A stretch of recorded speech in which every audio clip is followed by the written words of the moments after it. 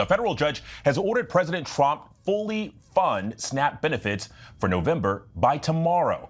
Judge John McCall criticized the Trump administration for making partial payments, saying, quote, people have gone without for too long. Not making payments to them for even another day is simply unacceptable. So for more on this, I want to bring in ABC News Washington, D.C. Bureau Managing Editor Catherine Falders, who has been covering this. And Catherine, it's really notable just how much of a rebuke Judge McConnell made here.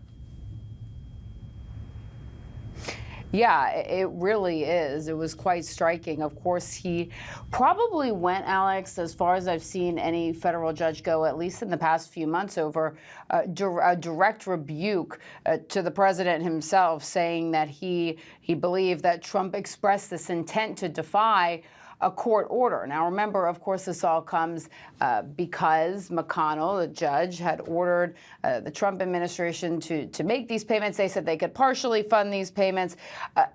Basically, what happened here is the judge said he was not satisfied with the partial payments that the administration said they could make, and then the obstacles that the administration said that were getting in the way of paying it, meaning they couldn't do it for 2 or 3 weeks or maybe even months. Now, what was so striking to me about this is the judge said the Trump administration ignored his order, of course, to restart the SNAP payments quickly, but the judge attributed that to the president attempting to disrupt the payments for called political reasons here. So very unhappy with the way this was handled. Now, I will say we haven't heard from anybody in the Trump administration yet on this. I could imagine that the Department of Justice may be preparing papers to appeal this ruling. We'll have to go out tomorrow, and that people's cards will be reloaded. I can't imagine that it would happen that quickly. We're at close of business today, but we'll just have to see what happens here next.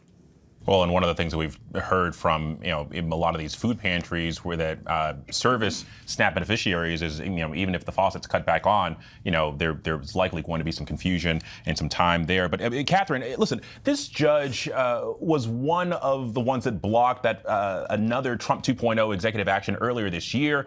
He had recently spoken out publicly about 6 credible death threats directed at him in the wake of that.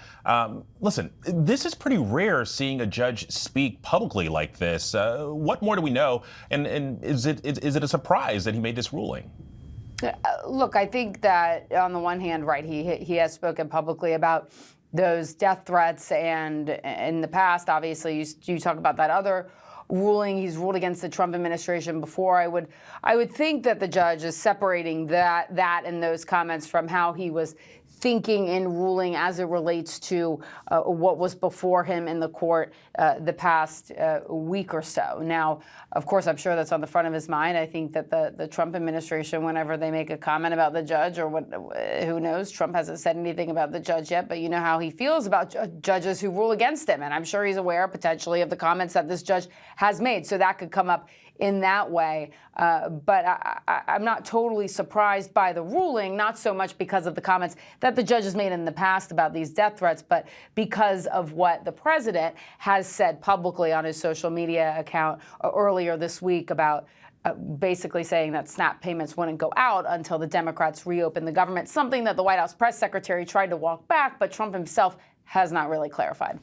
Yeah. All right. Catherine Falders, thank you.